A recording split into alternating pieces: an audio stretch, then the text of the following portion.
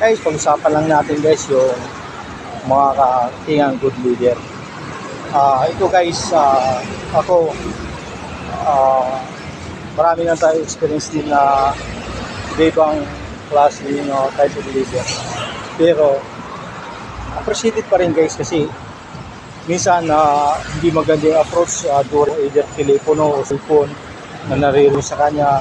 Dati yung mga naging leader ko. Pero guys, dahil po doon, marami akong natutunan na mga pagkakataon ng mga senaryo. Pwede ko, ginagamit ko kasalukuyan na aking pagkatrabaho. Ang gusto doon po guys, leader, pero nadaan mo lang sa professional, hindi mo nagagamit ko, hindi mo ilap doon sa mga tao mo sa grupo. Kasi guys, ang leader, hindi po sinasabi authoritarian. Kasi ang leader talaga, malawak ang sak ng pagiging leader.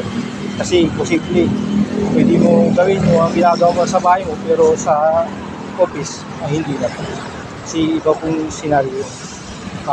Yung mga naging katrabaho mo, iba-iba po yan mga kalidad, iba-iba po yung mentalidad. Kaya huwag mo ipaparehas sa bahay, sa office, kasi iba na po. Kaya tayo